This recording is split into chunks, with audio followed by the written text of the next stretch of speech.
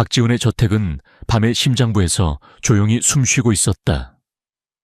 거대한 창밖으로는 도시의 불빛이 희미하게 깜빡였지만 그 빛조차 실내의 깊은 어둠을 꿰뚫지는 못했다. 응접실 한가운데 앤티크 괴종시계의 째깍거리는 소리만이 유일한 생명체처럼 공허한 공간을 채우고 있었다. 째깍, 째깍. 그 규칙적인 소리는 마치 그의 심장 박동처럼, 그러나 훨씬 더 느리고 지루하게 울려 퍼졌다. 거대한 대리석 식탁 위에는 주방장이 정성껏 준비한 최고급 스테이크와 와인잔이 놓여 있었지만 식사는 손도 대지 않은 채 차갑게 식어 있었다. 붉은 와인은 잔 속에서 고독하게 빛나고 있을 뿐이었다. 지우는 식탁 끝에 앉아 있었다. 그는 한때 생기 넘치던 두 눈에 이제는 깊은 그림자가 드리워져 있었다. 맞은편 벽난로 위, 은은한 조명 아래 놓인 액자 속에서 그의 아내 최은서가 다정하게 미소 짓고 있었다. 웨딩드레스를 입은 그녀의 모습은 영원히 젊고 아름다웠다. 지우는 그 사진을 바라보았다. 그의 시선은 고정되어 있었지만 실제로는 아무것도 보고 있지 않았다. 그의 시선은 먼 과거의 어느 한 점에 머물러 있었다.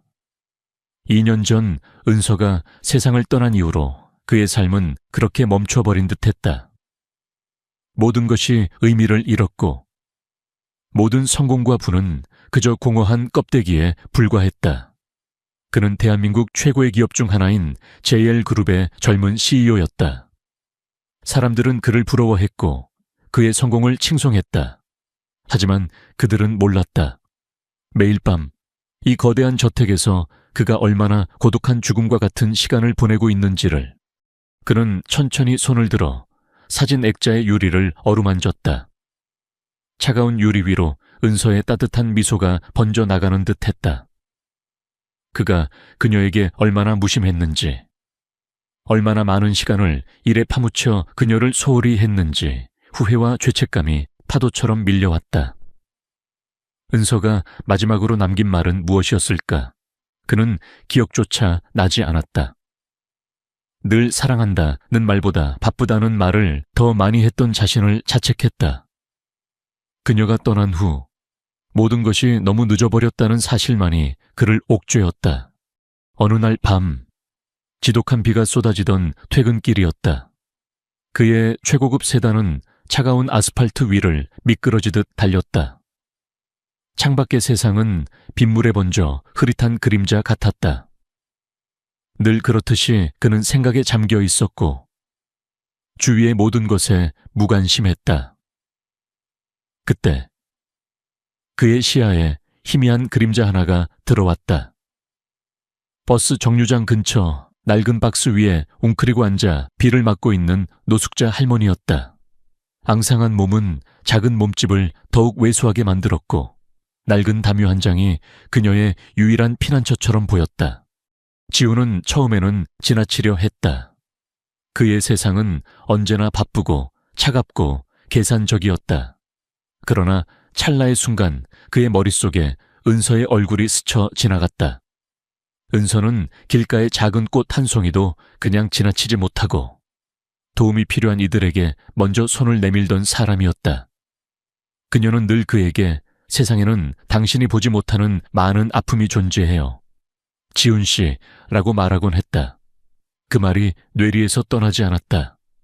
차가운 심장 한구석에서 희미한 온기가 피어나는 듯했다. 그는 무의식적으로 브레이크를 밟았다. 묵직한 세단이 서서히 멈춰 섰다. 운전기사는 의아한 표정으로 백미러를 통해 그를 바라보았다. 지우는 아무 말 없이 뒷좌석에 놓여있던 캐시미어, 담요를 집어들고 채서 내렸다. 차가운 빗방울이 그의 값비싼 슈트에 스며들었지만 그는 아랑곳하지 않았다. 그는 천천히 할머니에게 다가갔다. 할머니는 고개를 숙인 채 추위에 떨고 있었다. 지우는 할머니 옆에 담요를 조용히 놓아두고 자신의 보온병에 담겨있던 따뜻한 커피 한 잔을 플라스틱 컵에 따라 조심스럽게 내려놓았다. 그는 아무 말도 하지 않았다. 그저 할머니의 어깨를 잠시 바라보다가 다시 차로 돌아갔다. 할머니는 그가 떠날 때까지 고개를 들지 않았다. 지우는 차에 앉아 사이드 미러로 할머니의 모습을 확인했다. 할머니는 천천히 담요를 끌어당겨 몸을 덮었다. 그제야 지훈의 굳어있던 표정이 아주 미미하게 풀렸다. 그것은 후회와 함께 찾아온 작은 안도감이었다. 은서라면 분명 그렇게 했을 것이다.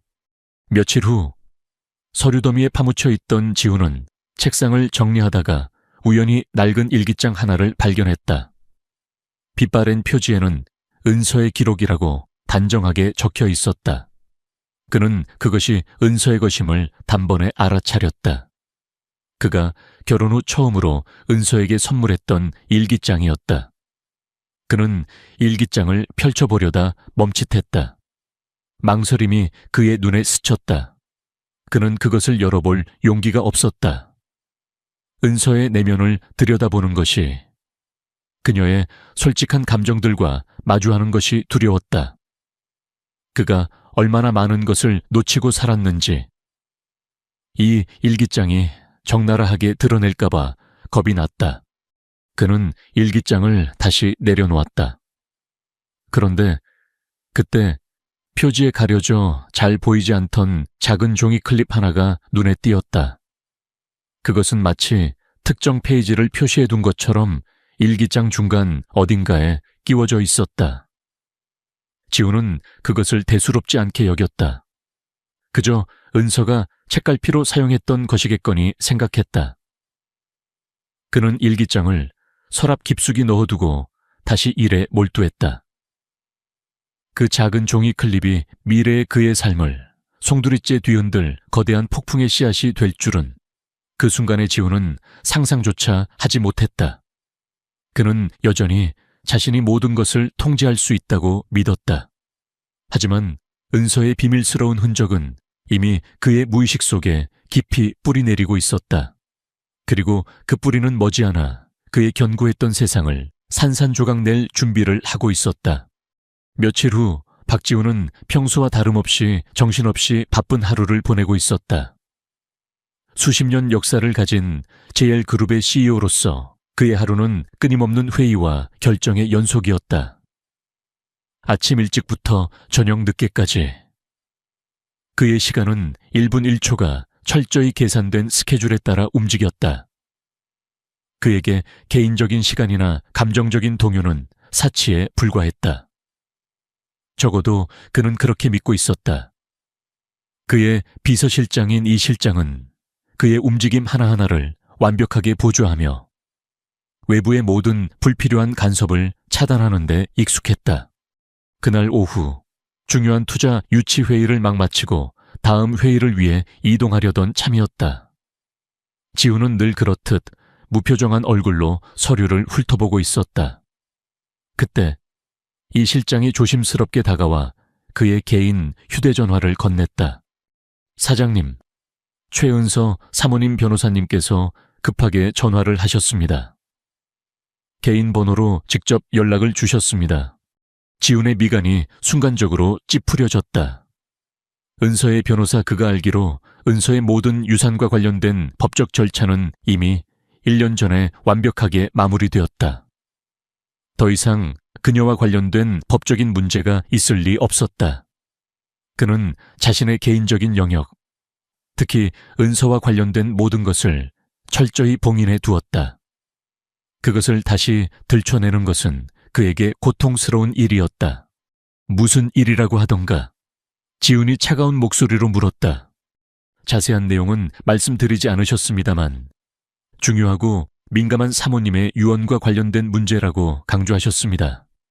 꼭 사장님과 직접 통화하고 싶어 하셨습니다. 이 실장은 곤란한 표정으로 답했다. 지훈은 잠시 망설였다. 그의 내면에서 불안감이 스멀스멀 피어올랐다. 은서의 죽음 이후 그는 그녀의 존재를 그의 삶에서 지우기 위해 필사적으로 노력해왔다. 그녀와 관련된 모든 물건을 정리했고 그녀의 사진은 벽난로 위에 한 장만 남겨두었다. 그녀를 기억하는 것 자체가 그에게는 고통이자 죄책감이었기 때문이다. 그는 자신을 파괴하는 이 감정들로부터 도망치고 싶었다. 바쁘다고 전해주게. 나중에 연락하겠다고. 그는 단호하게 말했다. 그의 목소리에는 단 한 점의 미동도 없었다. 그는 이 불필요한 감정 소모를 피하고 싶었다. 이 실장은 고개를 끄덕이며 전화를 끊었다. 지우는 다시 서류에 시선을 고정했지만 그의 눈은 더 이상 글자를 읽고 있지 않았다. 중요하고 민감한 문제, 그 단어들이 그의 뇌리에서 떠나지 않았다. 은서는 그에게 늘 예측 불가능한 사람이었다. 그녀는 늘 평범함을 거부했고 예상치 못한 방식으로 그를 놀라게 하곤 했다. 그녀가 마지막으로 남긴 유언에 또 어떤 예상치 못한 비밀이 숨겨져 있을까? 그날 저녁, 지우는 평소보다 늦게까지 회사에 남아 있었다. 텅 빈 사무실에서 그는 거대한 통유리창 너머로 깜빡이는 도시의 불빛들을 내려다보았다. 그의 외로운 모습은 마치 거대한 도시 속 한 점과 같았다. 그의 머릿속은 온통 은서의 변호사가 남긴 말로 가득했다. 어딘가 깊은 곳에서 미처 꺼지지 않은 불씨처럼 그녀에 대한 호기심과 알 수 없는 죄책감이 그를 맴돌았다. 그는 은서에게 충분히 사랑해주지 못했다는 사실을 누구보다 잘 알고 있었다.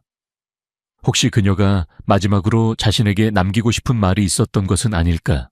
아니면 그가 모르는 어떤 중요한 진실이 있는 걸까? 밤이 깊어질수록 그의 마음은 더욱 복잡해졌다.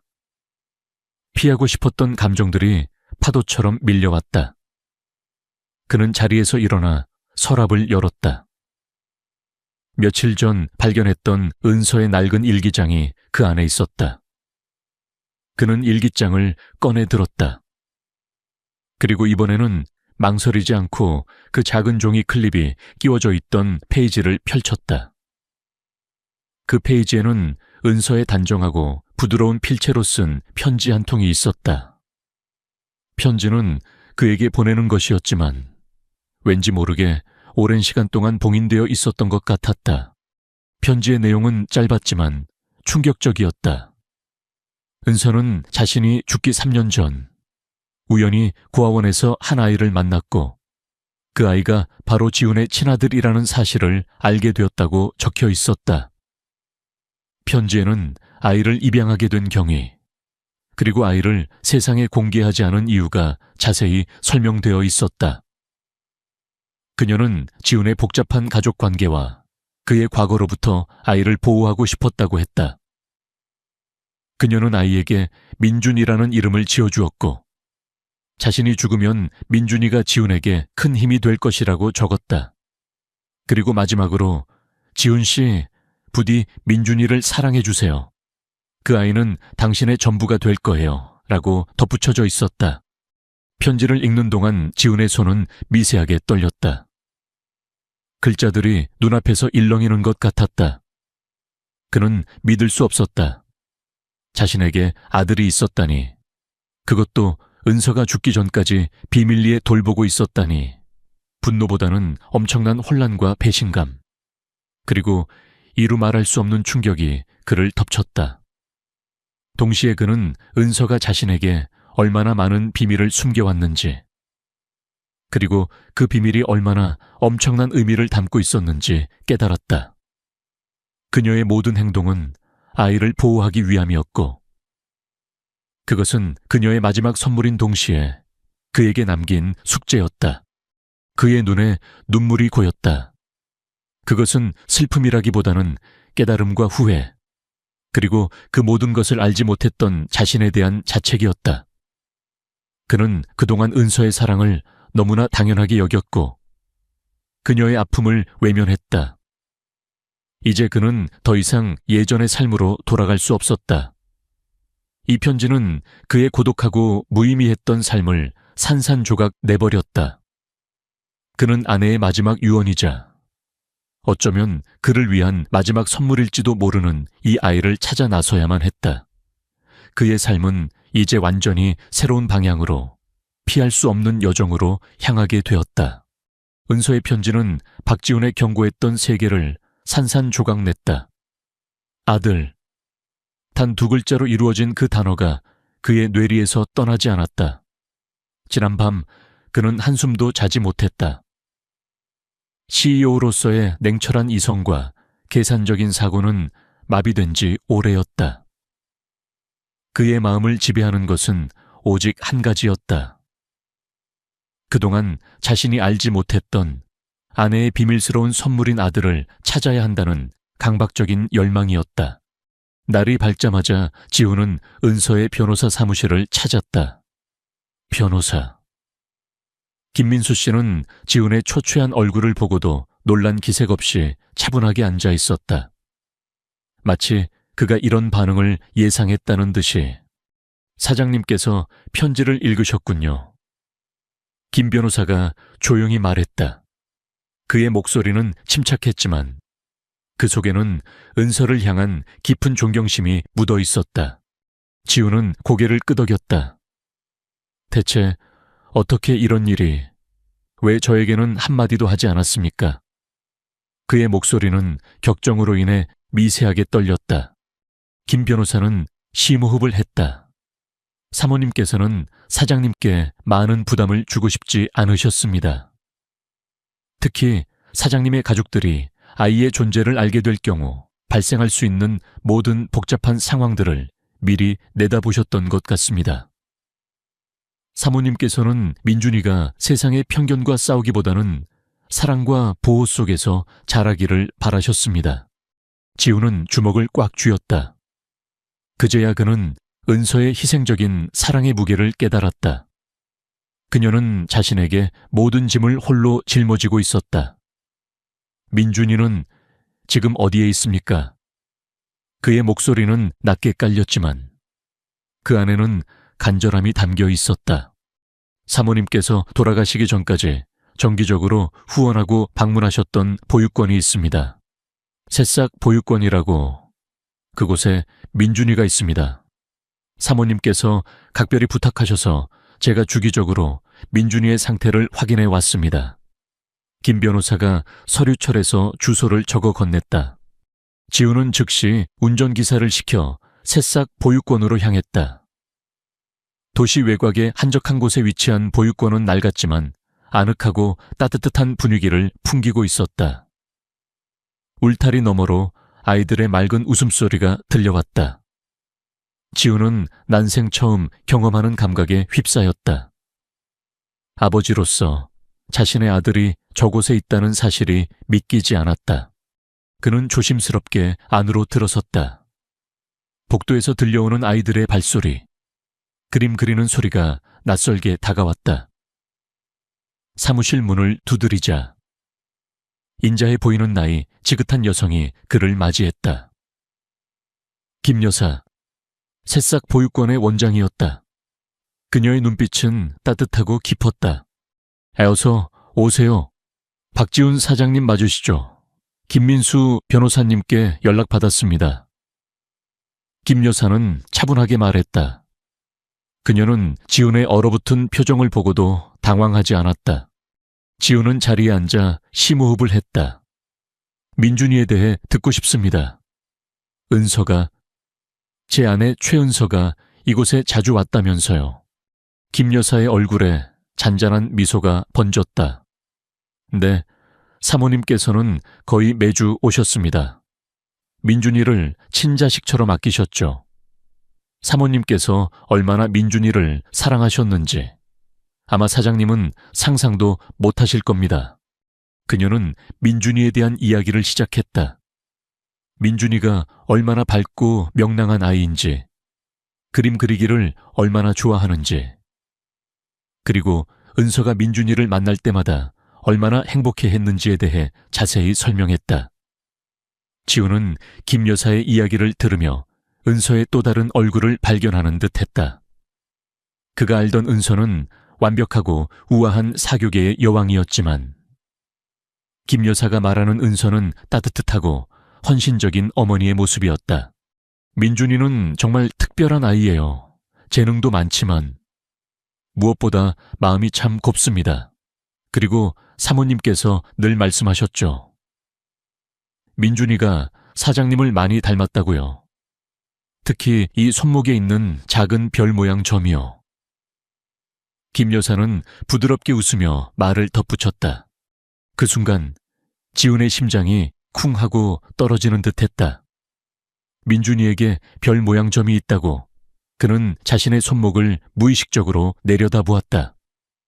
그의 손목에도 똑같은 작은 별 모양의 점이 있었다. 그것은 그의 가족에게 대대로 내려오는 희귀한 유전적 특징이었다.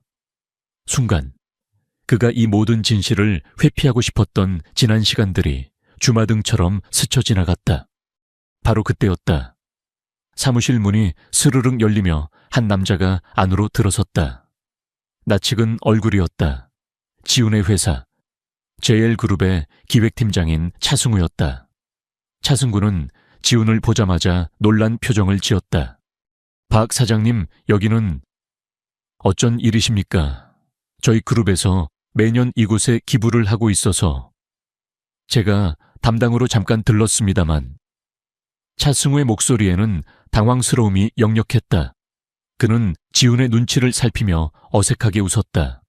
사실 차승구는 평소에도 지훈을 질투하는 것으로 유명했다. 자신보다 젊은 나이에 최고 경영자의 자리에 오른 지훈을 못마땅하게 여겼고 은서가 죽은 후에는 그녀의 뒷담화를 일삼기도 했다. 그는 JL그룹의 자선 활동을 핑계로 보육원에 들른 것이었지만 지훈의 존재를 예상하지 못했던 것이다.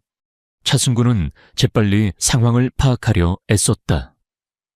그는 지훈과 김 여사의 표정을 번갈아 보다가 방금 전 김 여사가 언급했던 민준이, 은서 사모님, 그리고 비밀이라는 단어들이 그의 뇌리에 박혔다. 특히 은서 사모님의 아이라는 말이 그의 귀에 날카롭게 박혔다. 그는 본능적으로 무언가 중요한 비밀이 여기에 숨겨져 있음을 직감했다. 아, 네. 잠시 볼 일이 있어서 들렀습니다.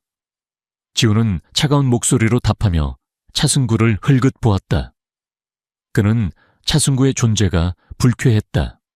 차승구는 애써 미소 지었지만 그의 눈빛은 이미 계산적으로 변해 있었다. 그는 지훈과 김 여사의 대화가 더 이상 이어지지 않자 재빨리 보육권 업무에 대해 몇 마디 나누는 척하며 사무실을 나섰다.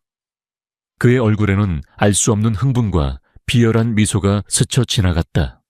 사무실을 나서자마자 차승구는 자신의 휴대전화를 꺼내 들었다. 그는 저장된 번호 중 하나를 찾아 빠르게 통화 버튼을 눌렀다. 여보세요, 김 기자님. 저 차승우입니다. 큰 건수가 하나 터질 것 같습니다. JL그룹 박지훈 사장과 그의 죽은 아내 최은서 사모님에 관한 겁니다. 아직 정확히는 모르지만 제가 들은 바로는 숨겨진 아이와 비밀이 연관되어 있습니다. 자세한 건 제가 더 알아보고 다시 연락드리겠습니다. 그의 목소리에는 확신에 찬 비열함이 서려 있었다. 그는 지훈을 끌어내릴 절호의 기회를 잡았다고 생각했다. 차승우는 지훈의 스캔들을 터뜨려 그를 궁지로 몰아넣고 자신이 그 자리를 차지할 야심을 품고 있었다. 그는 이미 은서의 죽음 이후에도 그녀의 명예를 훼손하는 루머를 퍼뜨리는데 일조했던 인물이었다. 이제 그는 더 큰 음모를 꾸미기 시작한 것이다. 지훈은 아직 자신의 뒤에서 어떤 그림자가 움직이고 있는지 전혀 알지 못했다. 그는 오직 민준이를 만날 생각에만 몰두하고 있었다. 하지만 그의 주변에는 이미 불길한 기운이 감돌기 시작했다. 차승구는 자신이 얻은 정보를 쥐고 가만히 있을 위인이 아니었다. 그의 야망은 항상 박지훈의 그늘에 가려져 있었고 이번 기회는 그 그림자를 완전히 지워버릴 수 있는 절호의 기회라고 확신했다. 그는 보육원에서 돌아오자마자 곧바로 자신의 정보원인 김 기자에게 연락을 취했다. 김 기자는 황색 언론계에서 잔뼈 굵은 베테랑으로 자극적인 스캔들을 만들어내는데 탁월한 재능을 가진 인물이었다. 치아 팀장님, 말씀하신 대로 JL그룹 박지훈 사장과 관련된 건 자료를 좀 찾아봤습니다. 그런데 최은서 사모님 죽음 이후에 워낙 깨끗하게 정리돼서 뭘 건드려야 할지 김 기자가 시큰둥한 목소리로 말했다. 아니요, 김 기자님, 이번 건은 다릅니다. 제가 직접 들은 겁니다. 숨겨진 아이요. 최은서 사모님이 죽기 전에 몰래 아이를 입양했다는 소문이 있습니다. 게다가 그 아이가 박 사장 친아들이라는 얘기도 있고요. 박 사장이 그 아이를 오늘 보육원에서 직접 찾아갔습니다. 이건 대박 아닙니까? 백만장자 CEO가 죽은 아내의 숨겨진 아이를 만나다니. 차승우의 목소리에는 흥분이 가득했다. 김 기자의 눈이 번뜩였다. 숨겨진 아이요, 친아들이요, 이건 단순한 스캔들이 아니라 완전 소설감이네요. 알겠습니다. 차 팀장님, 당장 팀 붙여서 파고들겠습니다. 특종 보도하겠습니다. 며칠 후, 대한민국은 JL그룹 박지훈 CEO에 대한 충격적인 보도로 들썩였다. 아침 신문 한 면과 모든 주요 포털 사이트의 실시간 검색어 1위는 온통 박지훈의 이름으로 도배되었다. 헤드라인은 자극적이었다. JL그룹 박지훈 CEO, 사망한 아내 최은서의 숨겨진 아들 발견. 은서 씨의 죽음, 박지훈 CEO의 무관심 때문. 베일에 쌓인 최은서의 마지막 비밀. 그리고 박지훈의 이중 생활. 기사는 교묘하게 사실과 거짓을 뒤섞어 놓았다. 은서가 마지막까지 고통받았고 지훈이 그녀에게 무관심했으며 심지어 은서가 아이를 숨긴 것이 지훈의 탐욕스러운 가족들 때문이라는 식의 악의적인 추측을 덧붙였다. 기사의 핵심은 지훈이 민준이라는 아이의 존재를 숨기고 자신의 이미지를 관리해왔다는 것이었다. 대중은 열광했다. 그들의 성공과 부를 질투하던 대중은 순식간에 비난의 화살을 지훈에게 돌렸다. JL그룹은 순식간에 혼란에 빠졌다. 주가는 폭락했고 회사 홈페이지는 비난 댓글로 마비되었다. 이사들은 비상회의를 소집했다. 지훈은 난생 처음 경험하는 압력에 직면했다. 그는 회사에 대한 비난보다는 개인적인 비난에 더욱 흔들렸다. 은서의 명예가 다시 더럽혀지고 민준이가 세상의 편견에 노출될까봐 두려웠다. 가장 큰 충격은 그의 가족으로부터 왔다. 박지훈의 부모님은 보수적이고 명예를 중시하는 인물들이었다. 그들은 뉴스 보도를 보고 경노했다. 지훈아, 대체 이게 무슨 일이냐? 네가 어떻게 감히 이런 일을 우리에게 숨길 수 있어? JL그룹의 명예는 어디로 가는 거냐? 은서 그 아이도 죽어서까지 우리 집안에 이런 불명예를 안기다니. 그의 어머니는 히스테리컬하게 소리쳤다. 아버지, 어머니, 오해입니다. 민준이는 제 아들입니다. 지훈은 애써 침착하게 설명하려 했다. 그러나 그의 아버지는 차갑게 말을 잘랐다. 내 아들이든 아니든 지금 중요한 건 이 스캔들이 우리 JL그룹 전체를 흔들고 있다는 거다. 당장 그 아이를 어떻게든 정리하고 언론에 제대로 해명해. 그렇지 않으면 너는 더 이상 우리 아들이 아니다. 지훈은 절망했다. 가족들마저 그를 믿어주지 않았다. 그들은 오직 자신들의 명예와 회사의 이익만을 생각했다. 그는 홀로 남겨진 듯한 기분이었다. 김 변호사와 김 여사는 그에게 연락하여 상황을 진정시키려 노력했지만 그들의 위로조차 그의 고독을 덜어주지는 못했다. 민준이, 그 작은 아이가 갑자기 세상의 비난 속에 내던져질까봐 그는 두려웠다. 그는 민준이를 찾아 나서기로 결심했지만 이제 그 아이를 보호하는 것이 얼마나 어려운 일인지 깨달았다. JL그룹은 다음 주에 분기별 주주총회를 앞두고 있었다.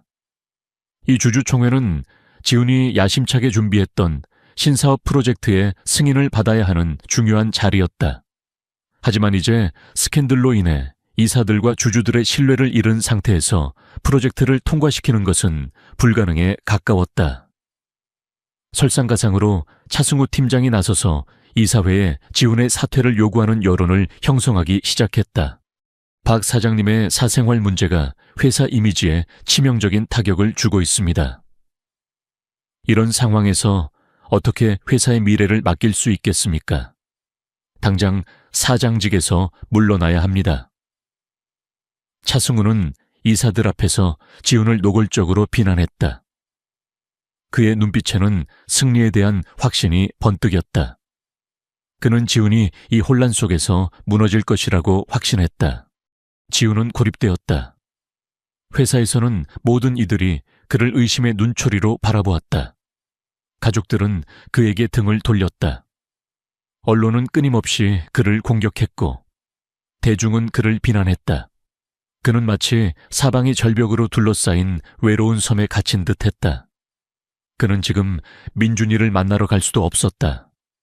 보육권에 언론이 진을 치고 있었고 민준이가 더 큰 상처를 받을까봐 두려웠기 때문이다. 그는 밤낮으로 고민했다. 은서의 편지를 다시 읽고 또 읽었다. 편지 속에는 그녀의 깊은 사랑과 민준이를 보호하려는 간절한 마음이 담겨 있었다. 지훈 씨, 부디 민준이를 사랑해 주세요. 그 아이는 당신의 전부가 될 거예요. 그녀의 마지막 메시지가 그의 귓가에 맴돌았다. 그는 은서의 마지막 소원을 들어주지 못했던 자신을 용서할 수 없었다. 이제는 민준이를 보호해야 했다. 어떤 대가를 치르더라도 시간은 그를 기다려주지 않았다. 주주총회까지 남은 시간은 단 며칠뿐이었다. 그는 이 짧은 시간 안에 스캔들을 잠재우고 자신의 결백을 증명하고 민준이의 존재를 세상에 당당히 드러내야 했다. 동시에 회사의 미래를 책임질 신사업 프로젝트도 성공적으로 발표해야 했다. 그에게 주어진 압력은 상상을 초월했다. 하지만 그는 더 이상 도망치지 않기로 결심했다. 은서가 그에게 남긴 마지막 선물을, 그리고 아들을 위해 그는 이 지독한 싸움에 뛰어들기로 했다. 박지훈은 사방에서 조여오는 압력 속에서도 흔들리지 않으려 애썼다. 그는 은서의 편지를 가슴에 품고 민준이를 지켜야 한다는 일념으로 버텼다. JL그룹의 주주총회가 열리는 날, 대형 컨벤션 센터 앞은 새벽부터 기자들로 인산인해를 이루었다. 플래시 세례가 끊이지 않았고 수많은 마이크들이 그의 얼굴을 향해 들이밀어졌다. 사장님, 숨겨진 아들 의혹에 대해 한 말씀 해주시죠. 최은서 사모님의 죽음과 관련해서 밝히실 입장이 있으십니까? 쏟아지는 질문 세례에도 지훈은 굳게 입을 다문 채 회의장으로 향했다. 그의 얼굴은 피곤했지만 그 어느 때보다 단호한 결의가 서려 있었다. 회의장 내부는 살얼음판을 걷는 듯한 분위기였다. 원형 테이블에 둘러앉은 이사들과 대주주들의 얼굴에는 불만과 의심이 가득했다. 특히 차승우는 맨 앞자리에 앉아 비열한 미소를 감추지 못하고 있었다. 그는 이미 승리를 예감하고 있었다. 그럼 주주총회를 시작하겠습니다. 사회자의 건조한 목소리가 울려 퍼졌다. 첫 번째 안건은 JL그룹의 신사업 프로젝트 승인이었다. 지훈은 준비된 프레젠테이션을 시작했다. 그의 목소리는 차분했지만 그 안에는 흔들림 없는 확신이 담겨 있었다. 그는 회사의 미래 비전과 신사업의 잠재력을 설득력 있게 설명했다. 하지만 이사들의 반응은 싸늘했다. 그들은 그의 발표보다는 스캔들에 더 관심이 있었다. 프레젠테이션이 끝나자마자 한 이사가 날카롭게 질문했다. 박 사장님, 회사의 중대한 기로에서 사장님의 개인적인 스캔들이 터져 나왔습니다. 이런 상황에서 어떻게 저희가 사장님을 신뢰하고 이 프로젝트를 승인할 수 있겠습니까? 오히려 사장님의 거취를 논해야 할 때가 아닌가요? 여기저기서 동조의 목소리가 터져 나왔다. 차승우는 기다렸다는 듯이 일어섰다. 맞습니다. 박 사장님은 지금 이 자리에서 사적인 문제에 대해 명확히 해명해야 합니다. 심지어 고인이 된 최은서 사모님의 명예까지 훼손되고 있습니다. 회사의 리더로서 자격이 없다고 생각합니다. 차승우의 말에 회의장은 술렁였다. 그들은 지훈이 이 자리에서 무너질 것이라고 확신했다. 지훈은 마이크를 잡았다. 그의 시선은 차승구에게 향했지만 그의 눈빛은 흔들림 없었다. 제가 오늘 이 자리에서 말씀드릴 것은 비단 신사업 프로젝트뿐만이 아닙니다. 지훈의 목소리는 낮았지만 회의장 전체를 압도했다. 저는 오늘 제 아내 최은서가 저에게 남긴 마지막 선물에 대해 말씀드리고자 합니다. 그리고 제가 지난 2년간 얼마나 어리석고 무심했는지 여러분 앞에서 고백하려 합니다. 그는 잠시 숨을 골랐다. 회의장 전체가 숨죽인 듯 조용해졌다. 사람들은 경악한 표정으로 그를 바라보았다. 지훈은 망설임 없이 은서의 편지를 꺼내 들었다. 이것은 제 아내 최은서가 사망 직전 저에게 남긴 편지입니다.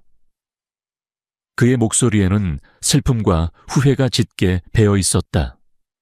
제 아내는 이 편지를 통해 저에게 숨겨진 진실을 알려주었습니다. 우리에게 아들이 있다는 사실을요. 회의장 곳곳에서 탄식과 웅성거림이 터져 나왔다. 차승우는 믿을 수 없다는 듯 지훈을 노려보았다. 저는 그동안 이 사실을 몰랐습니다. 제가 너무 바쁘다는 핑계로 혹은 저 자신의 상처에만 매몰되어 아내의 마음을 헤아리지 못했습니다. 하지만 은서는 달랐습니다. 그녀는 제가 알지 못하는 사이에 민준이라는 아이를 자신의 아들로 품고 사랑으로 키워왔습니다. 지훈은 준비된 서류들을 스크린에 띄웠다.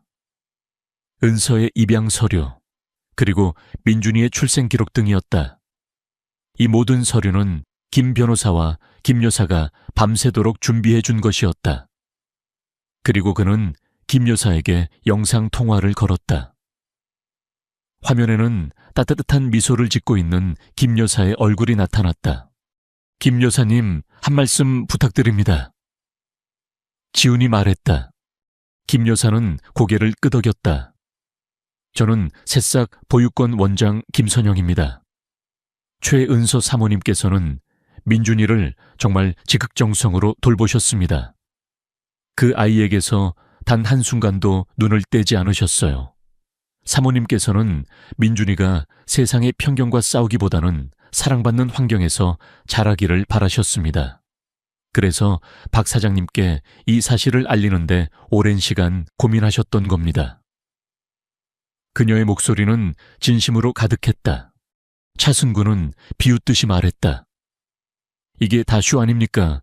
죽은 사람 끌어들여서 동정심 유발하고 없는 아들 만들어서 위기 모면하려는 수작이겠죠. 그의 말이 끝나기도 전에 회의장 뒤쪽 문이 조용히 열렸다. 그리고 그곳에 작은 그림자가 서 있었다. 바로 민준이었다. 김 여사가 지훈에게 마지막 기회를 주기 위해 민준이를 데려온 것이었다. 민준이는 낯선 어른들의 시선에 겁먹은 듯 했지만 곧 지훈의 눈을 발견하고는 작은 발걸음으로 천천히 그에게 다가왔다. 지훈의 눈이 커졌다. 그는 민준이가 이곳에 올 줄은 예상하지 못했다. 그러나 그 순간 그는 어떤 두려움도 느끼지 않았다. 오직 아들을 지켜야 한다는 강한 본능만이 그를 지배했다. 그는 민준이를 향해 손을 내밀었다. 민준이는 망설임 없이 지훈의 손을 잡았다. 이 아이가 제 아들 민준이입니다. 지훈은 민준이의 손을 잡고 부드럽게 말했다. 그리고 이 아이의 손목에는 저와 똑같은 별 모양의 점이 있습니다.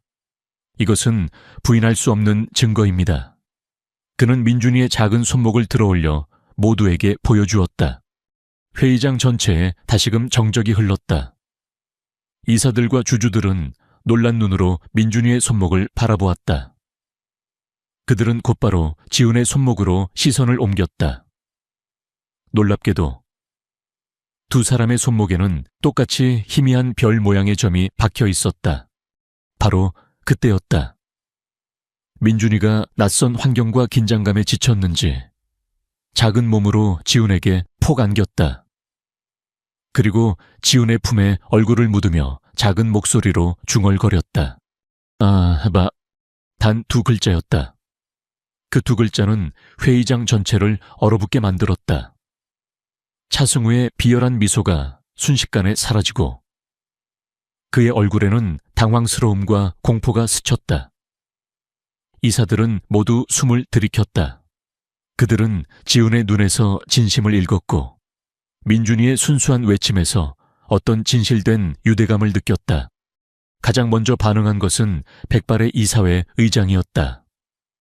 그녀는 평소 냉철하고 감정 표현이 없기로 유명한 인물이었다.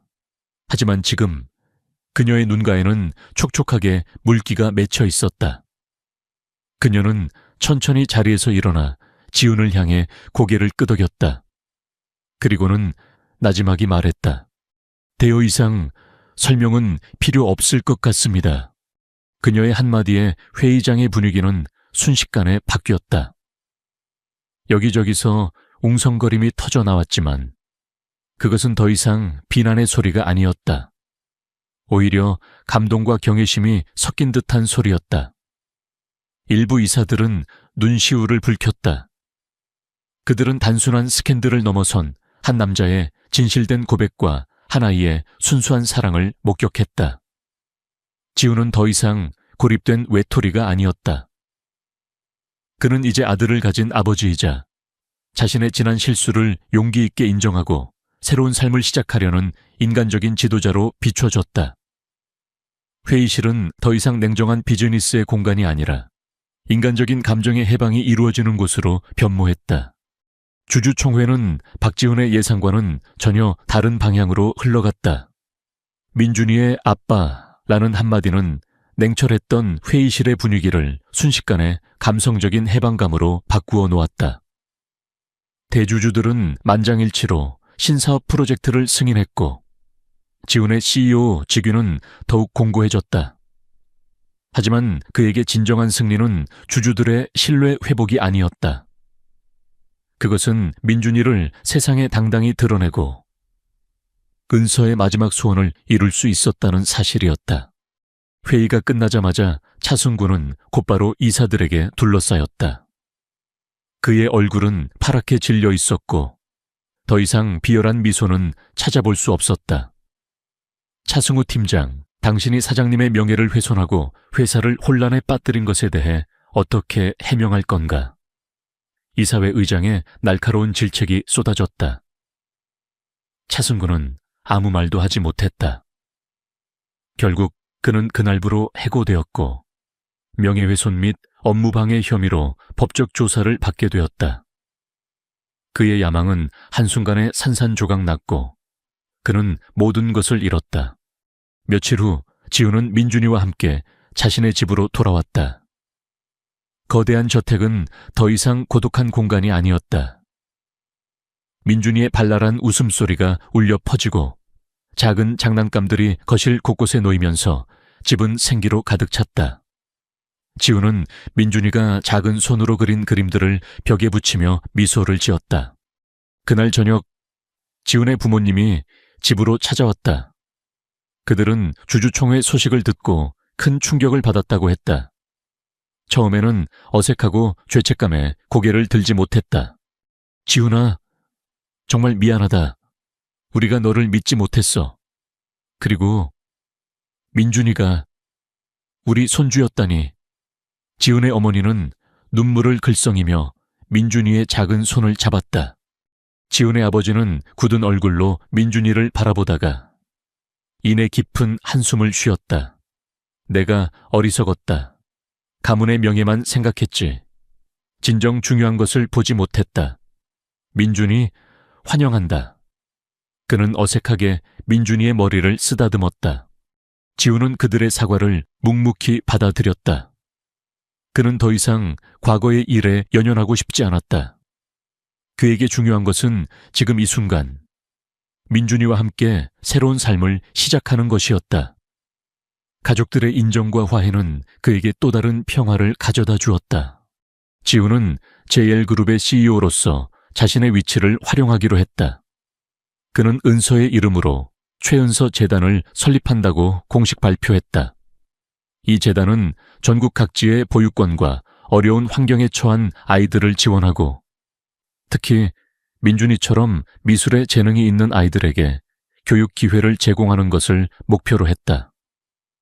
JL그룹은 재단의 주요 후원사가 되었고 이는 회사의 이미지를 쇄신하는 데 큰 도움이 되었다. 어느 맑은 날 오후 지우는 민준이와 함께 은서의 무덤을 찾았다. 은서가 가장 좋아했던 하얀 장미꽃 한 다발을 무덤 앞에 놓았다. 민준이는 아직 어려서 모든 것을 이해하지 못했지만 무덤 비석에 새겨진 최은서라는 이름과 환하게 웃는 사진을 손가락으로 가리켰다. 엄마야, 민준이 엄마. 지우는 민준이를 안고 부드럽게 말했다. 엄마가 민준이를 정말 많이 사랑했단다.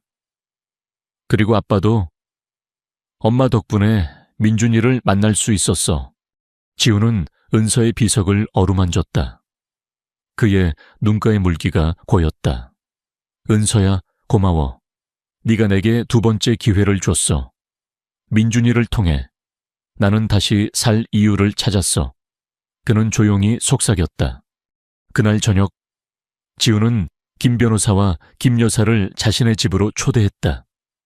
호화로운 만찬이 차려졌지만 분위기는 형식적이지 않고 따뜻했다. 두 분 덕분에 제가 이렇게 다시 일어설 수 있었습니다. 진심으로 감사드립니다. 지우는 고개를 숙여 감사를 표했다. 김 여사는 인자하게 미소 지었다. 사모님께서 하늘에서 기뻐하실 겁니다.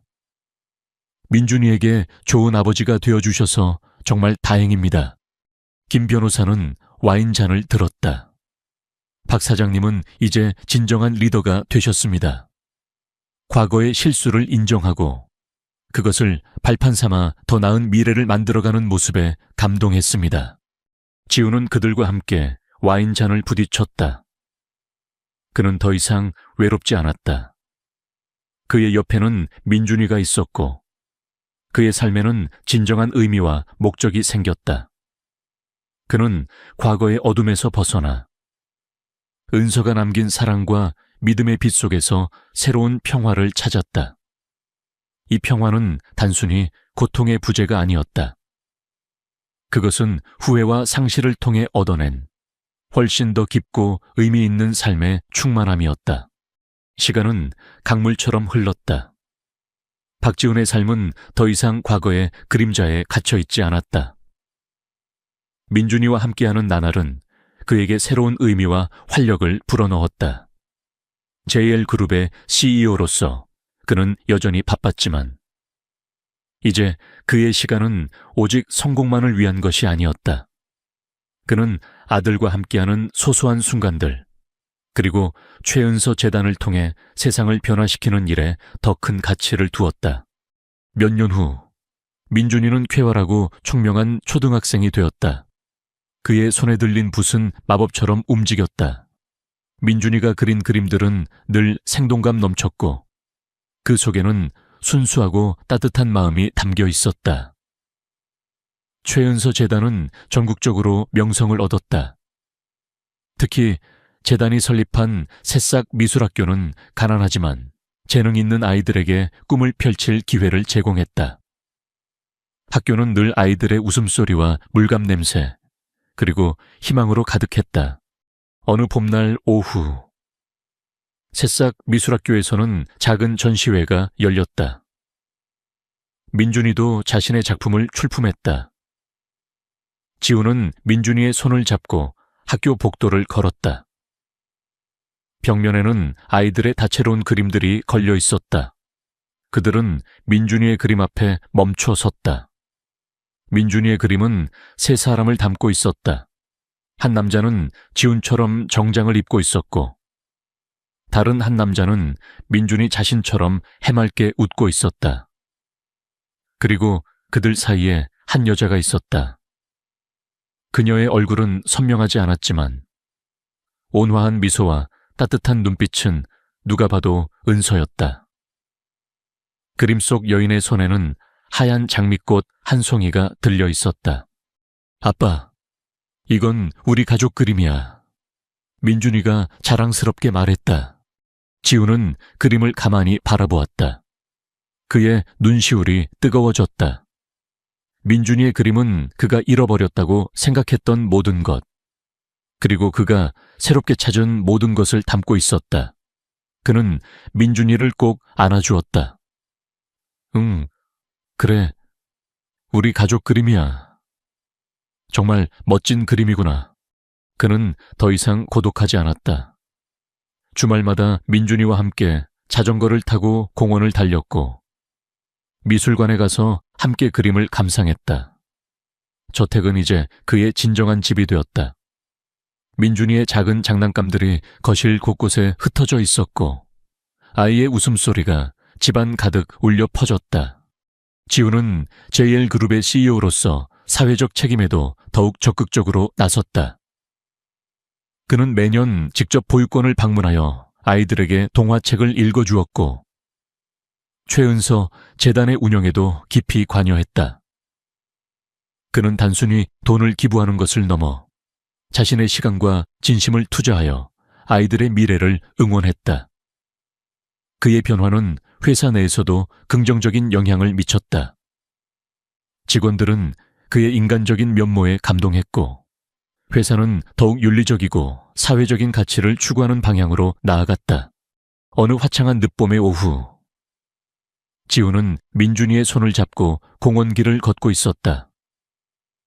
벚꽃은 이미 지고 없었지만 푸른 잎들이 싱그러움을 더하고 있었다. 민준이는 콧노래를 부르며 작은 돌멩이를 발로 차고 있었다. 햇살은 따뜻했고 바람은 부드러웠다. 민준이가 갑자기 멈춰서서 하늘을 올려다보았다. 아빠, 하늘에 엄마도 보고 있을까? 지우는 민준이의 머리를 쓰다듬었다. 그의 시선도 파란 하늘로 향했다. 응, 물론이지. 엄마는 언제나 우리를 보고 있을 거야. 민준이가 이렇게 멋지게 잘하는 거, 엄마도 다 보고 있을 거야. 그의 얼굴에는 평화로운 미소가 번졌다. 그것은 더 이상 슬픔이나 후회에 젖은 미소가 아니었다. 삶의 고통과 상실을 겪어낸 자만이 가질 수 있는 깊은 평화와 감사의 미소였다. 그는 은서가 그에게 남긴 민준이라는 선물을 통해 그리고 자신의 실수를 인정하고 용서받는 과정을 통해 진정한 행복을 찾았다. 이야기는 그렇게 끝이 났다. 백만장자 CEO 박지우는 모든 것을 잃었다고 생각했지만 아내의 무덤에서 아들을 만남으로써 삶의 가장 소중한 가치와 진정한 의미를 되찾았다. 그의 삶은 상실의 아픔을 딛고 피어난 제2의 봄이었다. 그리고 그 봄은 영원히 지속될 아름다운 이야기의 시작일 뿐이었다.